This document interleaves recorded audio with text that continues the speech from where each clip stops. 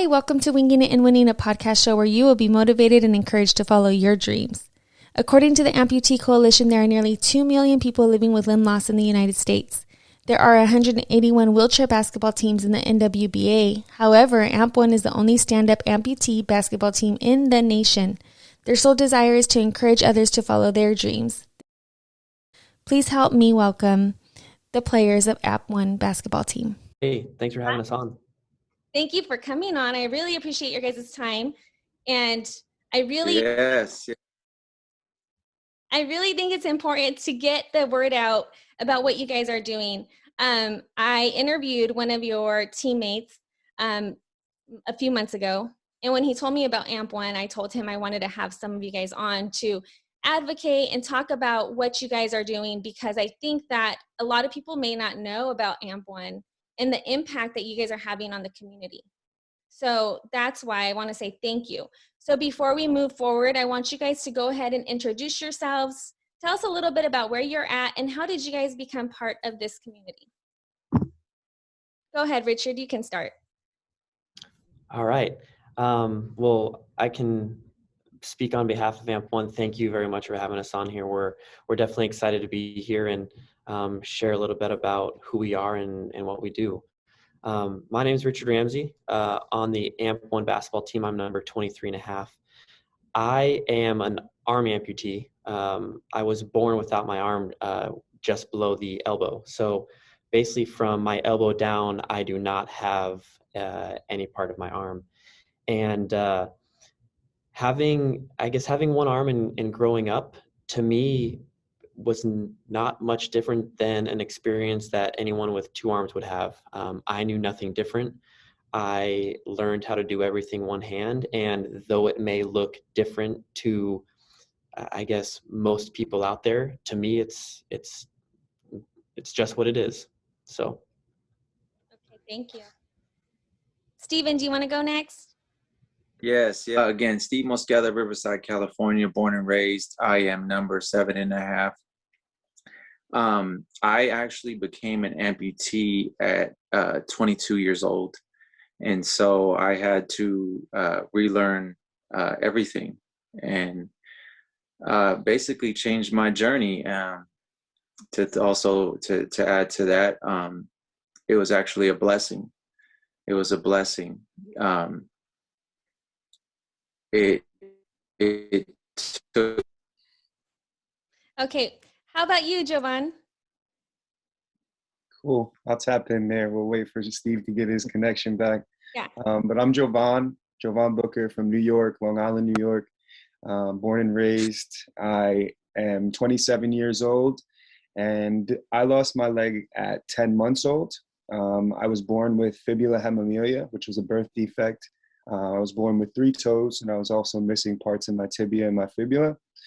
So I had my leg amputated at 10 months. It was a very tough decision, but my dad felt that at the time, kind of where medicine was at and technology, that I would have a best chance at living kind of a normal life, as Rich spoke about, just as any person with 2 legs does with a prosthetic limb. So I had my first prosthetic limb when I was a year old. And very similar to Rich, my dad kind of instilled in me at a young age that I was going to be capable of doing anything someone with 2 legs was able to do, and that he wasn't going to treat me any differently, and that he wanted me to kind of go out in the world and show people that they didn't have to treat me differently. So that's kind of a little bit of my story and how I lost my limb. Awesome. Thank you for sharing. Hey, Troy, tell us a little bit about yourself. So my name is Troy Druppal. I am from the San Francisco Bay Area. I wear number 25 and a half for AMP1. So I was diagnosed with cancer when I was 14 years old, and I struggled with battling cancer multiple times, and I lost my arm a year later when I was 15. I battled for a little over 14 years, and right after my amputation, I quickly got a prosthetic, but quickly noticed that it just wasn't for me. I was just so, used to living life with 2 arms, to where when you have something that doesn't work like your right arm, I just always felt an imbalance, like things just weren't right. So I just decided to just, and just do everything with one hand. And I definitely credit my family and friends being around me all the time. They quickly, treating me as if I had two arms, didn't treat me any different. And then that kind of gave me a boost of confidence to go out, be more open, be more social. And, eventually I just noticed things started to improve day in and day out just by living my life as I did if, I still had two arms. So, yeah, very grateful to still be here and be a part of AMP1. And thank you again. I know we've said thank you a few times, but this is a blessing to be a part of this show and share our stories with you. Well, no, thank you guys. You guys are all very resilient males.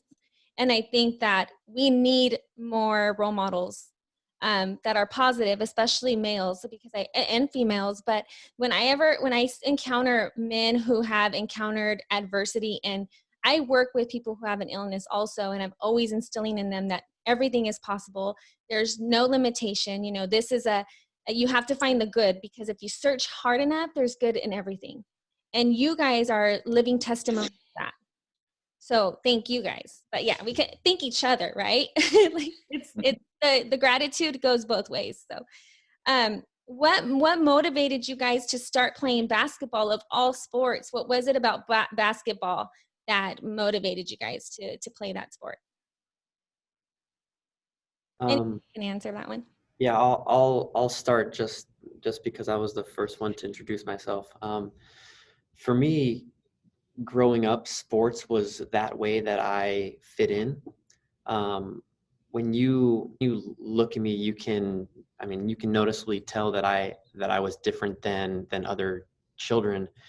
But when I was on the basketball court specifically, it was an area that I felt I fit in with everyone around me. So when I started playing basketball, it was really mostly to fit in. I think as I got older and as I got better, I think things that pushed me to stick with basketball was just the doubt that everyone had. Because though I was a basketball player, I was still a one-arm basketball player, and that doubt kind of fueled the fire within to push me to improve in my game, as well as stick with it when different adversities came up. So that's kind of how I got involved, and definitely how I stay involved. That's so, because I agree in what you just said. The doubt is what kept you in the game. That is so dope, because a lot of us, how many of us give up when we doubt, when we're scared?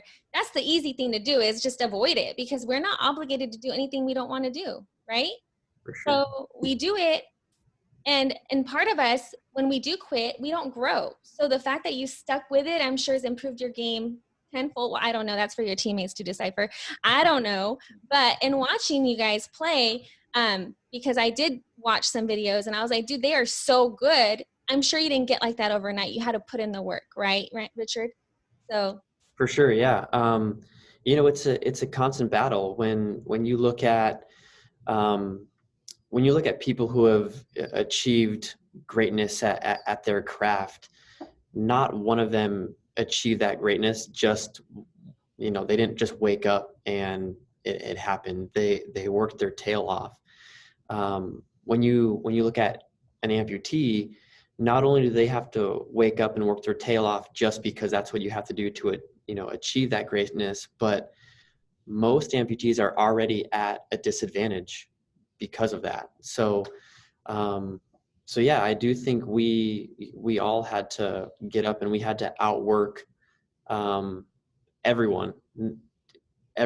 And I think for a lot of us, we still have that same mindset where every single day we are trying to improve in everything we do, whether it's being a parent, whether it's honing in on our craft of our sport, or whether it's just being the best person we could be in general. We are out there every day trying to get better, day in and day out.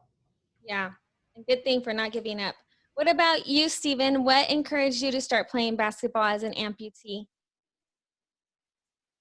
So I think it was because I recognized that I still had that ability, and kind of what I was told when I started to seek it out was just to conform. And I always say this, no disrespect to wheelchair sports, but I was told to play wheelchair basketball. And I think it was, meeting these guys and that they were pushing those limits that they were saying, and they were just what they were doing. They just were amazing. It was like, I want to do that. You know what I mean? This is something that they're telling me I can't do. You know what I mean? I'm going to do it. You know what I mean? Like I want to do it. And especially it being so fresh, as far as, us being the only team in it, it's not where it should be. You would think there was a platform for everybody to play, and it's not there yet. So, and I think, like just kind of going off what Richard said, the doubt that I could still do it, that pushed me to say, no, I'm going to do it. And I'm going to love those people who doubt me, and I'm going to use that as fire, and I'm going to use that as fuel. And that's not an easy thing to do. You have to hone that skills. Like Richard was saying, you have to hone those skills. You have to be able to take that doubt, because that could really just frustrate you. And then just the mere fact that I always just wanted to be good at basketball. I just wanted to be good. I just wanted to be good, for myself, you know what I mean? And just because my respect for the sport, and push those limits, Nice. Thank you. Jovan, how did you start playing basketball? So as a kid, I was really a basketball fanatic. My dad played the game, loved the game, and kind of started teaching me the game at an early age, and started me watching the game at an early age. So I really started to look up to and have basketball players as my role model, like as a young kid, watching, the highlights of Michael, and then living through the era of Kobe and AI. And one of my favorite players, why I wear 3.5, is Dwayne Wade. And I think that something with a lot of all those players have in common is they all face doubt. And I think doubt is something that drives anybody usually, especially as an athlete. And for me, it was just kind of that extra push I needed to wake up every day and want to work 3 times, 4 times harder than the next person. So I think a very small, tight-knit community where like all of our parents were friends, and we all played sports together, and we all traveled to games together. And I think the camaraderie at a young age really was something that I just kind of grew attached to. And through the years, I continued to grow with these same kids, and continued to play with these same guys. And we just kind of became like this family unit, right? And we really kind of bonded together, and we moved as one, and that also translated on the court, right? We were a Long Island championship team in 2011. We never sniffed the playoffs really before that, so it was just more or less something for me that became part of my life. It was a lifestyle more than anything, and I think I fell in love with it at a really young age. And I actually started playing soccer too at a young age. And I think that just starting that regimen as a young kid and understanding that work ethic that you kind of need to be able to be great at something, or even be good at something, right? Just really kind of started early for me. And then when I was able to meet these guys, I think it even actually accelerated to another level, right? Because honestly, I think, a bunch of these guys can speak for themselves. In high school, I wasn't really necessarily the greatest basketball player. Like, I made the team, and I was probably, one of the better players in the school, but I wasn't the best on the team at all. Rich knows I was missing layups and all kinds of different things. But after high school, I think I really, I kind of began to really see what the game did for me more than what I was able to do in the game, and how it was able to bring me all across the world, be able to have me meet these guys, right, my brothers, and to give us purpose, and for us to be able to continue to use this platform to be able to affect other people's lives. I think that's really where it all changed for me, and I really saw kind of what I was brought on this earth to do, and it really motivated me to want to master my craft, right? And I think that's what, whether it's basketball or whether it's life, I think that's where we all kind of come together, is that we're all trying to master our craft here and really do something special. So I hope I answered your question. No, you did. I have a quick question. I tend to get long-winded, so just cut me off if you need to. I love it. No, it's all good. It's all good. So like, this is this is a great opportunity because it's a time for you guys to get your voice out. So I am good with all the long-winded questions. It's all good. But long-winded answers. But my question was, so you've played on a team that wasn't all amputee before, right? Mm-hmm. Do you notice a difference with your brothers who have similarities as you do, and different from playing with a team who's different than you? For sure. I think the biggest thing is that, this actually is a perfect transition actually into my question, which was, sorry, what was it again? No, it's all right. It's okay. I'm sorry. What was so what challenges like we face as a team, right? Yeah. Sorry, I was just got caught in it, but that's kind of a challenge that we all face, right? We're all from these different places in the world or country, right? We all come from different backgrounds. We all come from different personalities. And the most kind of prominent thing is that we all have different amputations, right? And I think that being said, that's what really also makes us a strong unit, is that we connect on a level that no one else really can. And for us to be able to relate on those topics, to be able to also share empathy and understand, like somebody can say, oh, like I get it, or like I understand what you're going through, but do they really understand, right? But these guys right here, like they really understand from all aspects. So I think that's something that is different with our team. I think that we really can't replicate. And that is something that I think it really brings us very close together. And it also, we move as one, right? We all come from these different situations, but we all are driven by the same purpose. Awesome. Yeah.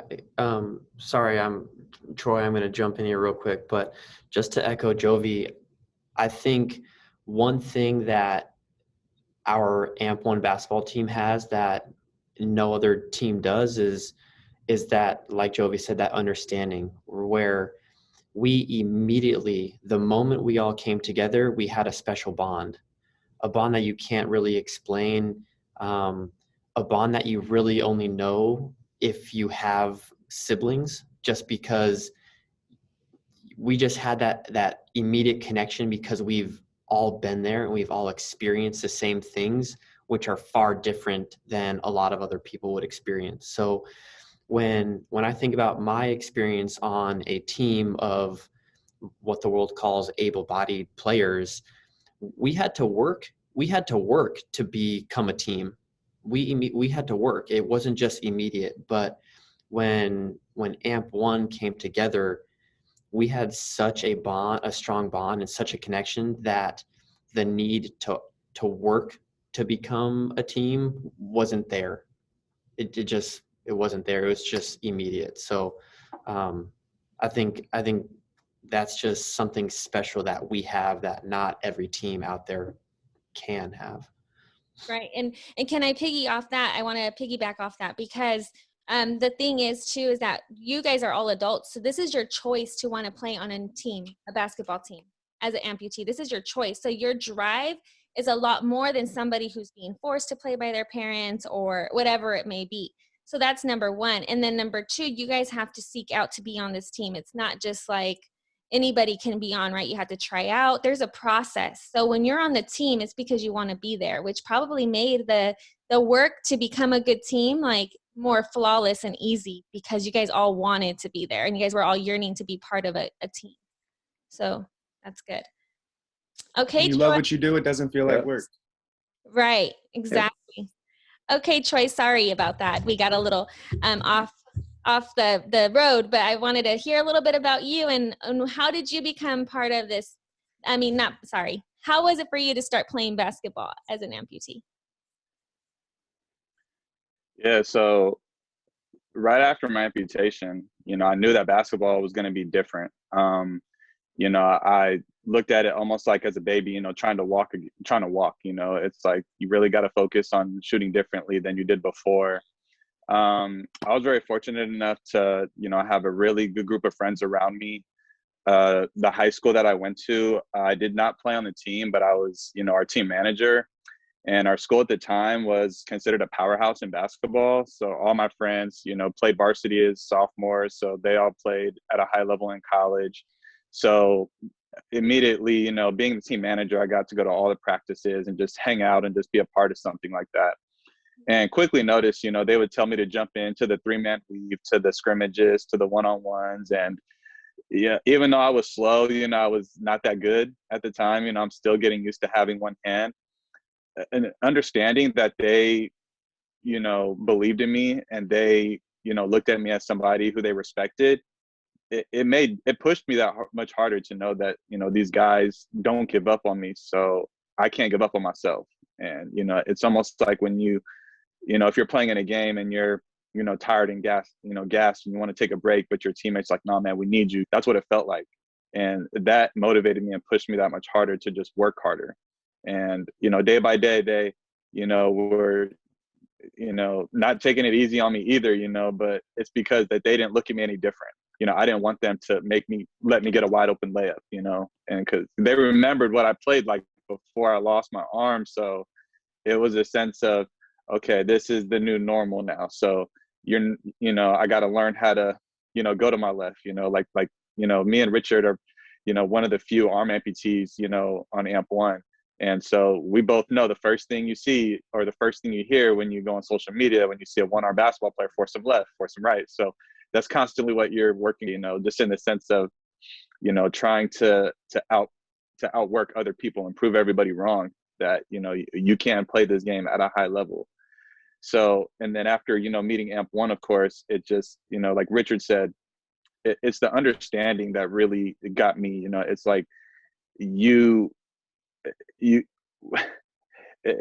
really like you really can't explain it. It's just like it's like a brotherhood that words don't even come close to expressing how close we are together, how much of a bond we have on the court, even though we're all from different states, living different times, but we still have that communication and that bond when we're all together. And I think from here it's only getting stronger. This pandemic, it's been a blessing in disguise because, we lost a lot, but also I think we gained a lot more. And that's how we approach life. We all, were born differently or had something tragic happen to us, but we didn't look at that as a negative. We looked at that as a positive.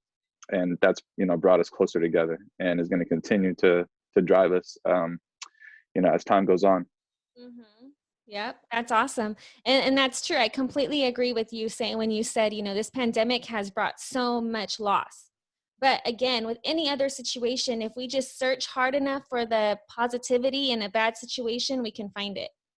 And this is a question I just popped up. And so if you guys don't feel comfortable answering, that's okay. But does anyone want to speak on like mental health when you guys lost your limbs or when you guys had any complication of not being able to adapt to life as it was before? Or even, when you were Jovi, when you were young, you kind of grew up this way, but that's not to say that you didn't experience some kind of mental health crisis, and if you guys did and want to speak on that, that's awesome. Go ahead and share, because I really want people to know that it's common for people who have hardships to go into depression and to go into, certain other things with their mental health. And if you guys didn't encounter that, how did you guys get yourselves out of that situation?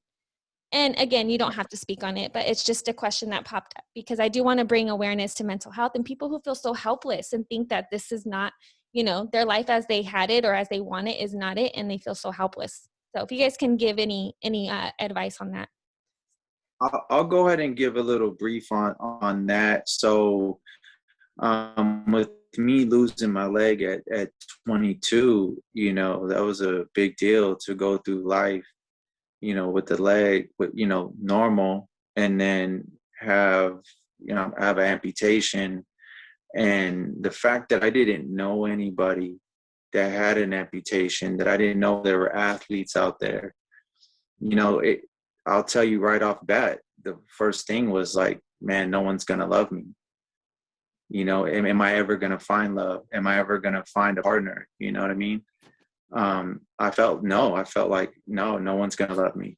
That's how I truly felt. That's where I just felt lost. And I needed to meet people like myself, you know, for me. And that's where it came in that, that's where that confidence was instilled. That is like, you could still live a life, you know what I mean? And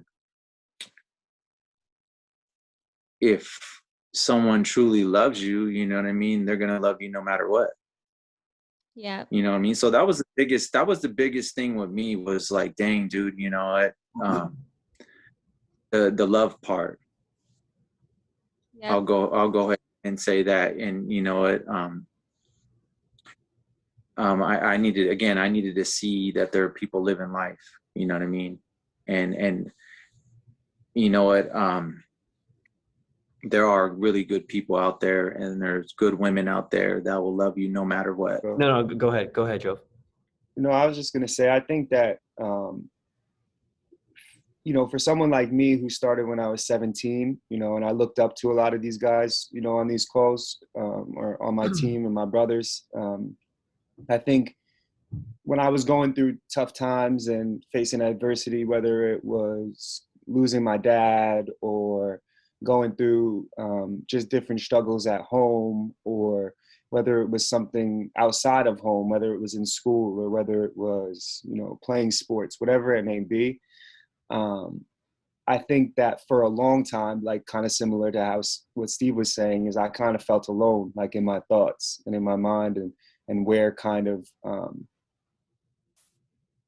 where I fit in the spectrum of everything that's going on, right? And then when I met these guys, it really just truthfully, it changed my whole outlook on life, because not only, you know, were these guys amazing basketball players, but they were amazing men, right? And role models, and people that kind of overcame adversity, and not that they just overcame it, they kind of like left it in the rearview mirror, you know? And I think that seeing that strength in them was really something that that pushed me to kind of be able to not only accept what struggles I had in my past, but also understand that not everything has kind of this like Band-Aid solution for it, right? That you can just kind of put on and and it makes everything, you know, everything kind of go away. Sometimes it's just learning to kind of live with your struggles and learning to live with kind of the things that that you faced in your life. And for me, as regarding mental health, especially, I think therapy was a huge help for me with that. And I think a lot of people kind of put negative stereotypes on therapy, and I think it's something that is really helpful, especially when you've had traumatic experiences in your life. But on top of that, I think also having just that great support system, and having that village and having those people around you that are going to build you up and encourage you and kind of sometimes see things inside of you that you might not necessarily even see inside of yourself. And I can say wholeheartedly, like, these guys have pushed me, encouraged me, supported me when maybe I was a little lost and needed a little guidance, right? They've always been there to kind of be there, you know? And I think that is something that really makes this group unique, and really kind of, it just solidifies our bond. Like we've all had these impacts on each other. But like I said, you know, for me, just and to piggyback off Steve's was saying, is that once you find people that accept you for who you are, you start to realize kind of all the people that, you know, you thought you like were missing out on weren't people for you anyway to begin with, right? So yeah, these guys are really special, and I think that we all kind of we've been there for each other, and we've helped kind of build each other, and we've grown with each other. So I think that that's like something that also kind of makes us really special. Yeah. Also, what like you and Steven said, like once, you know, kind of like your guys' adversity is a blessing, because the people who ride with you, like no matter what. You know, you may in your own eyes be like, oh, I have this, you know, I'm an amputee or whatever it is, but you have people in your life who love you for who you are. And that's a real fear, though. I understand Steven's fear and maybe your fear of like, will there be people who accept me for me? You know, but through this trial and tribulation, you're finding that there definitely is.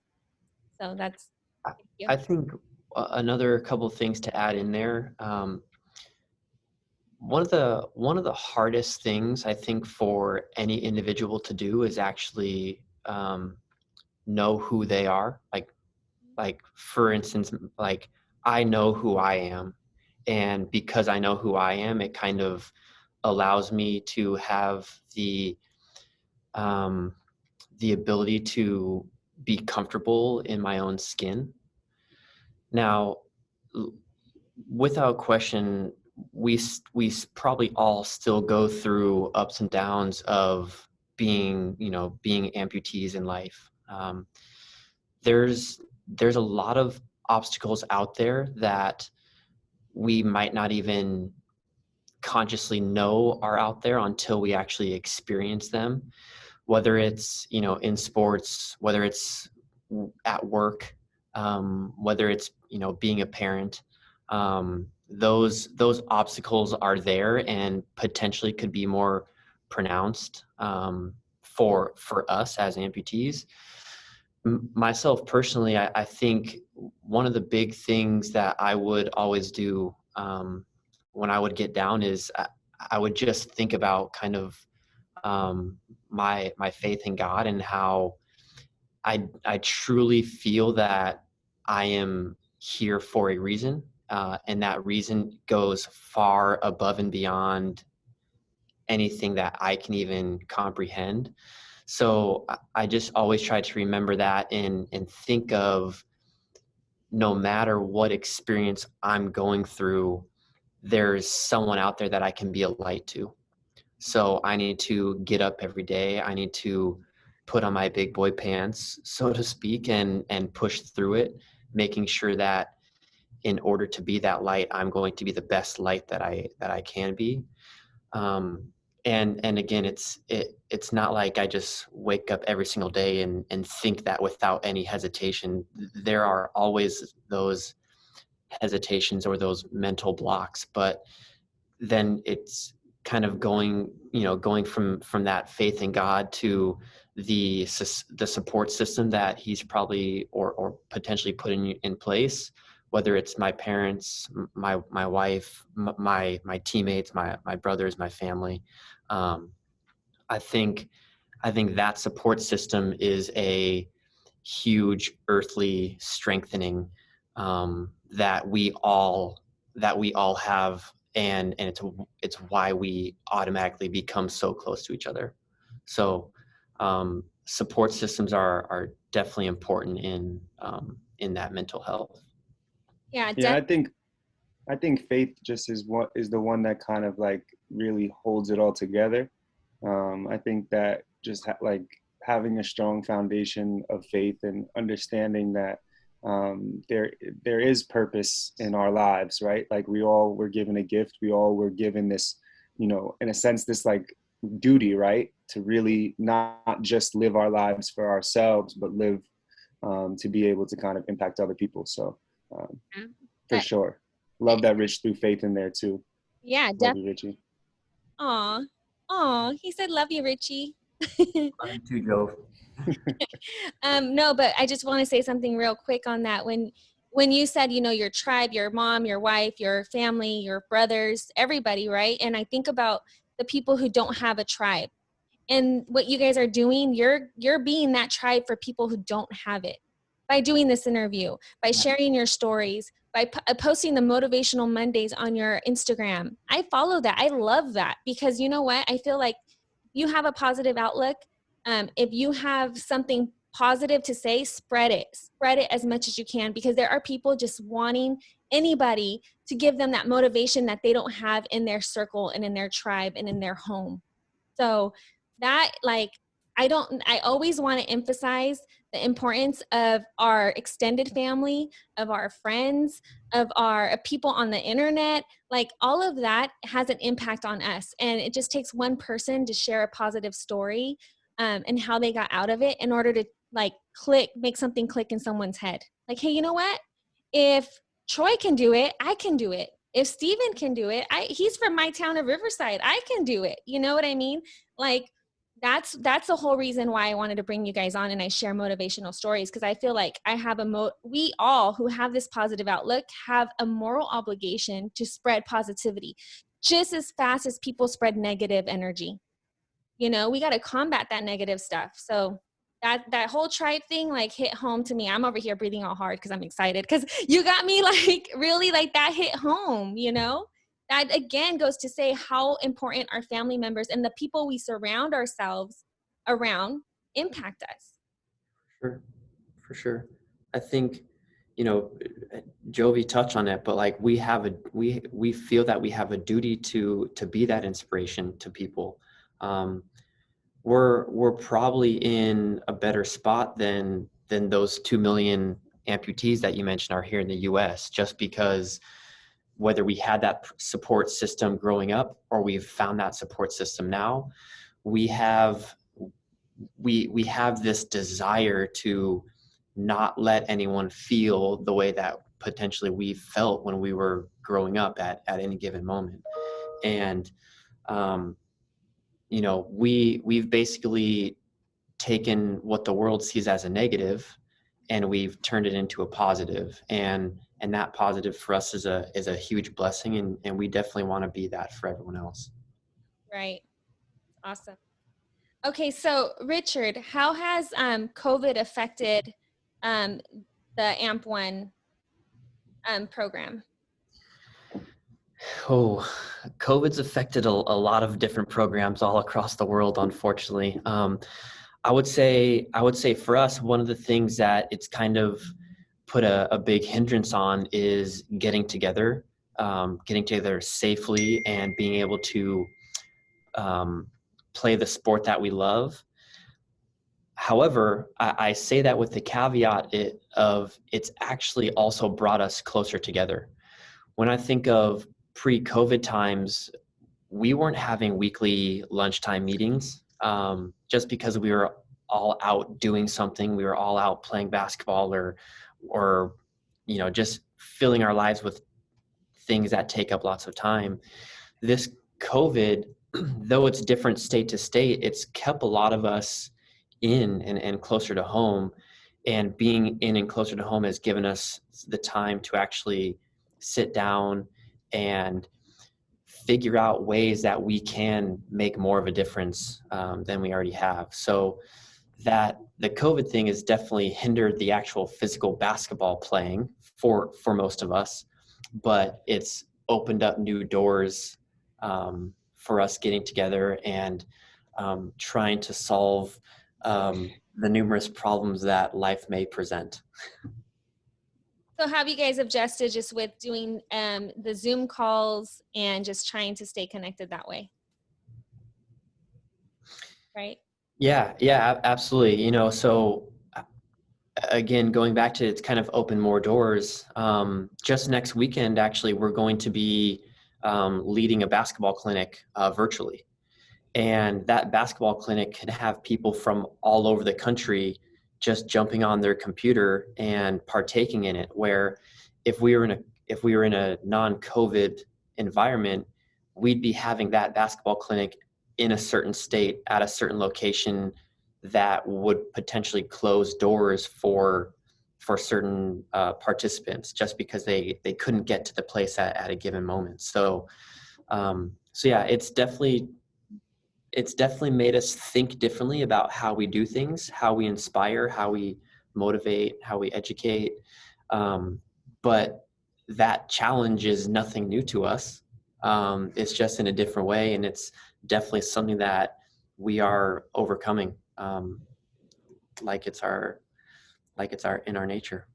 Yeah, I wonder if you guys, once we can go back to doing clinics in person, you guys will probably have the online option too, so that way people can join and more people will be touched. You guys can help more people, right? Absolutely, yeah. So that's good. What programs? Okay, you guys are all in different parts of this nation. So I know you guys have some from Arizona, California. So what programs do you guys offer? What programs does AMP1 as a team offer? So we do work with Richard was saying. We're going to be leading our very first virtual clinic with the Adventure Amputee Camp, and which is kids from different states that come together and congregate same way we do. They just it's a larger number of them. So that's one of the relationships that we have worked hard to keep, that we will continue to keep and continue to lead, because without these guys, there would have been no me, and in hopes that I contribute to this, in hopes of just somebody seeing me, and helping pushing forward this movement. But definitely the Adventure Amputee Camp, they provide a lot of motivation for us, because they're kids. They're ranging from anywhere from like 8 to 18, with different amputations, with different levels of amputations, that are looking to the older generation, for inspiration, the same way that I needed to see it. They need to see it, and like you said, we have a moral obligation. We need to do it for them, and we are doing it for them. And in return, doing it for them, it gives us more strength and more power just to keep moving forward. But Adventure Amputee Camp, AAC. Yeah, just for everybody who was, who isn't familiar with Adventure Amputee Camp, they are a camp focused on bringing together challenged athletes, or adaptive athletes, or adaptive individuals, let's say, together, and from all different walks of life. And we are doing our first virtual clinic next week. I believe that you can register by Rich Face. Yeah, if you just search on Adventure Facebook, Amputee Camp, you can. Okay. It'll take you to the website, and on that website you'll see it loud and clear. Awesome. And even if it's not obviously for this next virtual clinic, they do run programs all year round. And we're looking forward to being involved with them as much as we can. So if you want to see us or get together with us, definitely try to reach out to Adventure Amputee Camp. And yeah, we look forward to seeing everyone for sure. Sure. And I think, there's a few different things that we as AMP1 like to do every year. So for the past, don't quote me on this, but I want to say 4 years, maybe even 5 years, we've been working with the Golden State Warriors and kind of helping them lead an adaptive basketball clinic as well in San Francisco. That's actually kind of how we got in contact with Troy. Yes. And and so these things that we do, our whole, one of the biggest things that we're out there to do is to show people that if you put your mind to things, you can achieve your goals. But it's also great for these younger athletes or these younger individuals to see people like them, because like Steve said, you have all these questions going through your mind of, am I going to be able to do this? Am I going to be able to find this? Will someone love me? Will people just think less of me? Those are things that we want to try to debunk essentially, just based on us showing up and us making sure that people know that there are others out there who are like them. So anyway, all that to say, we work with the Golden State Warriors. This previous summer, we were going to do a clinic with the Phoenix Suns. And along with in Phoenix, we also host a 3-on-3 basketball tournament every summer. And then also another event later in the year in October, usually, all at Ability 360. And Ability 360 is the organization that houses the AMP1 basketball program in and of itself. So, so those are a lot of the things that we do. Of course, we try to work with prosthetists and orthotists all over the country about just kind of being, whether it's being patient models for their other patients or just being mentors for potentially new amputees or others who just have questions about what's life going to be like.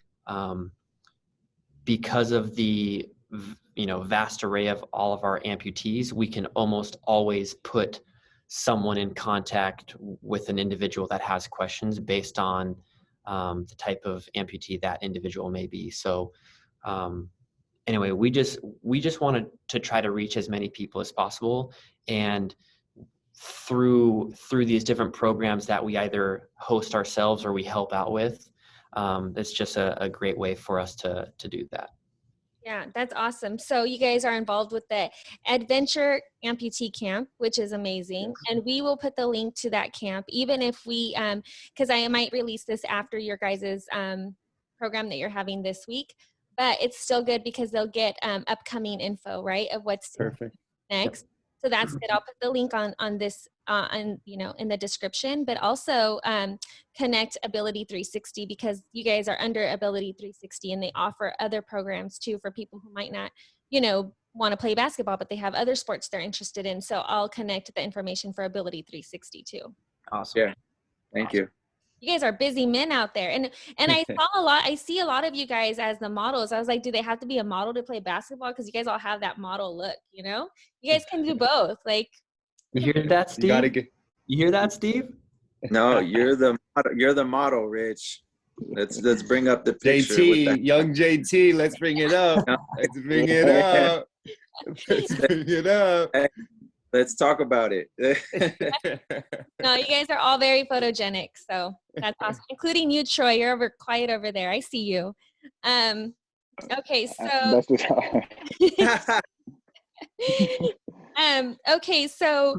we heard about all of these amazing programs that you guys have to offer. So how can people support the AMP1 basketball team? Sorry, guys, I'm going to jump in on this one again. The best way to support us is just to really go over to ability360.com/AMP1basketball. Get to know us, follow us on social media, ask us questions, and just help us brainstorm on how we can make a difference. That difference definitely may be something that we take donations. Or donations will help us do, but really just giving us ideas on the best ways that we can reach more people, because that's what it really comes down to. It's how can we reach more people? How can we inspire those people? What makes those individuals click, and how can we connect with them?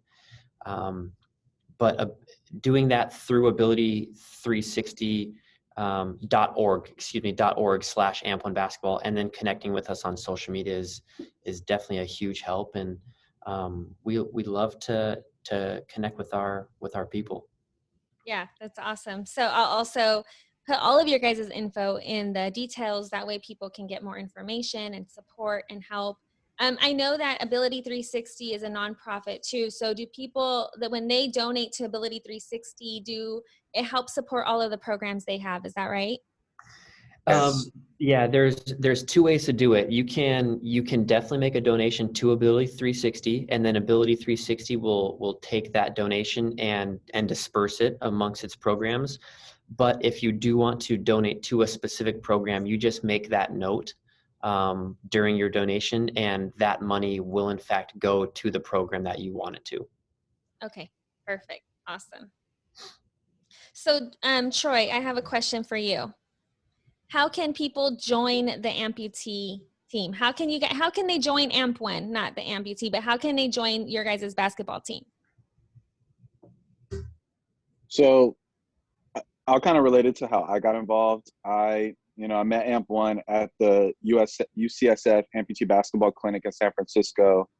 And, the first people I, really met was Jovan, during it was like a layup drill. And he kind of joked around and said, bro, we need you on the team. And, that kind of motivated me to know that, these guys are already, I could just tell by their energy. They always say that when you walk into a room, you can kind of feel what the energy's like already. And so when I was around those guys, Rich, Nick, I mean, it was just amazing. So pretty much they invited me to their amputee 3-on-3 basketball tournament that was happening later that summer. And so I went out there and it was a really good time. I was on teams with Nick and Steve and we won the championship. And pretty much that's kind of how I got involved. So we encourage people to attend one of our, tournaments or events that we host. Like Richard said, we have the amputee 3-on-3 basketball tournament in the summer. And then later on in the fall, we have the Duel in the Desert, which usually happens in October, which is another basketball tournament. So that's pretty much our NBA All-Star game, NFL Pro Bowl, where we really want to encourage as many amputees from all around the country to come attend these events so we can get to know you, get to meet you, see your background, about basketball, and just see how, we can incorporate you to be a part of the team. Awesome. And I think the more people who come and join you guys, even from different parts of the world, like that will spread your guys' seed even further, right? Like we're in this city and this city, and the more the better. I mean, there's 2 million people out there with, who are amputees. I know that we can get more people involved.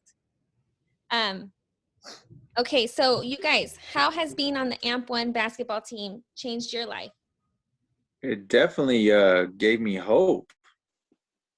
It gave me hope. Again, seeing these guys do something, that showed me it could be done, and gives me something to shoot for, because I'll go off and say I'm not the best on the team, nor do I want to be the best. And I'm glad I'm not the best because it keeps me motivated. You know what I mean? It keeps me working hard because I know for a fact that Jovan's working when I don't see him working. I know he's working. And I know he's working on his skills. I know he's working on his life as a man, as a family member. And I know Troy's doing the same. And I know Richard's doing the same. And because I know these guys are doing that, it keeps me on my game and it holds me accountable. These guys, the accountability, and just the motivation to get up, I'll say that, but the hope, it's just hope that there's better things ahead, and I'm not in this alone. That's what it is that I'm not in this alone. Thank you, Stephen. Anyone else? Yeah, I think for me, there's a couple of big, huge points that I want to get across. The first one is that sense of family, that sense of team, that sense of brotherhood that we have. When you finish high school or you finish college and you're not playing those sports with your teammates, things are different. And when you kind of go out into the world, you definitely start to feel more on that alone side.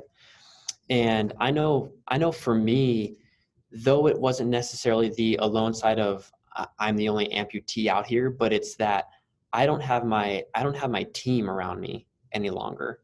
My team is off, being grown-ups, having jobs, moving to different places in the world. And I'm just left here wondering kind of what's next.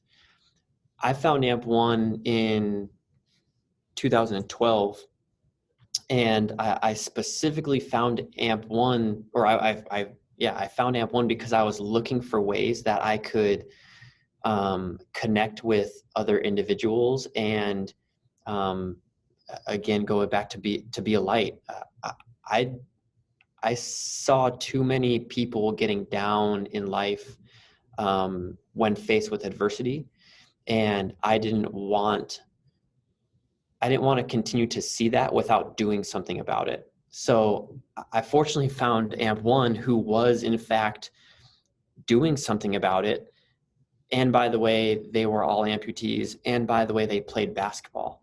And to me, it was that immediate sense of accomplishment because I found a team, but also because that team wasn't just trying to go win a championship. We were trying to inspire people. We were trying to change lives. And when you think about trying to do good in the world and do the right thing, changing lives in a positive way, I mean, it's got to be towards the top of the list. So when I think about just how AMP1's helped me in my life or continue to shape my life, it all comes down to teamwork and family, and being positive change in the world. It's awesome. Thank you. And What about you, Jovan? I think more than anything, like the word that pops into my head is it's our why. You know, it's my why, right? It's why we do it. You know, it's why we choose to, you know, like Steve said, to get up every day, like Rich said, to put our big boy pants on. That's kind of our why, and that's our purpose. And I think you touched on it in the beginning. It's like when you love what you do, and on top of you love the people that are doing it with you, it doesn't feel like it's a task or it's like a job, right? It's just something that you're doing that you love, and it's fun. And not only is it fun, it really gives back to you. It's eternal, right? It's not temporary. We live in a world where a lot of things are temporary and everything is about instant and I want it now. And I think that we have really realized, you know, especially over this last year or so, that we've been challenged with not even being able to be together physically. We've just really realized how important us staying together is, and how important what we do is I think that it's just, that's why we do it. That's our why. Awesome. Sorry, I thought I was like cutting out. That's why I like stopped. Oh, you're not. It wasn't. It's okay. I do have to run though, guys. I'm sorry. I have 2 kids that I coach basketball. So I need to run and be there in 10 minutes. So if it's okay with you guys, I'm going to hop off. But I'm so grateful, Veronica, for you having us. This was amazing. This is actually our first time actually doing a podcast together. So you kind of like, you know, you're our initiator. You're our first. So this is just something I hope that, you know, not only does it help other people, but I hope it's something that we can kind of continue to figure out how we can even continue to make an impact on other people's lives. You guys are going to need agents because people are going to be blowing you up. Can we interview Troy? Can we interview Jovan? Can we, you know, Jovan, sorry. Do you going off. Do you do that on the side too? We might need you. But yeah, I know, for sure. But there's a way. She And does you can hoop too? Can you hoop too? Yeah. I don't think so. I don't think I can do that. I'll cheerlead though. I already have the blue, you know, outfit, so I'll just be on the sidelines. I'll be distracting people from any bad moves they have. I'll just distract them, okay? We love it. We love it. No, thank you so much. It was a pleasure meeting you. Yeah. I'll talk to you guys later. Okay. Love you guys. All right, Jovan. Love you, bro. Yeah, so that's awesome. And before, I also want to know what does what's the future? Troy, if you want to speak on this, what's the future of AMP1? What do people have to look forward to? What direction are you guys moving in? Definitely have a lot of, since the pandemic started, we've gotten to chat a lot more, like Rich said, more than we had before the pandemic. So it gave us a lot of insight on, what are we trying to do? What are our goals? And, of course, the biggest thing is reaching more amputees, making Cactus Classic a bigger thing. Being able to connect more. We talked about, there's about, 6 of us on our team that we consider our core, to where we would love to be able to travel to each teammate's, city, like a year or something. Like, you guys can come to the Bay Area, and then we can go to, Riverside, and we can go to Oregon, and then New York, and then Phoenix, and, do something there, and we've made connections with a lot of people in every city, which has been great. So, hosting more basketball tournaments. I think the top of our list, though, would be to get stand-up amputee basketball in the Paralympics. That's something that, before I joined the team, had been like a goal of theirs, and it's still on our list, to make that happen. I know that Rich and Nick are like experts, and when it comes to kind of gathering information on how to make it possible. But yeah, it's got to take it one step at a time, and kind of just see how things go. But as of right now, I think our biggest focus is just trying to meet more people, connect with more amputees, eventually bring everybody together to where we can put on a basketball tournament, and just have a good time, meeting more people. I think that's kind of the direction we're looking to go right now. Yeah, so definitely we've got 2 different sides of kind of who we are, right? We're the AMP1 basketball team that wants to inspire. We want to motivate, educate, and inspire.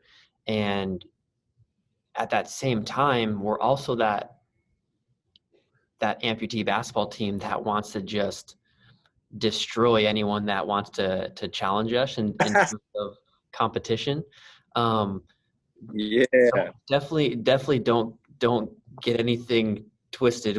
We like to win, and that competition is something we thirst for and we crave. So there's still that there's 2 sides to what we do and why we do it. Again, it's that first one is to just to again, I'm going to use the phrase to be a light for people, but the other side is we want to get out there and compete, and we want to get better at the actual physical game of basketball.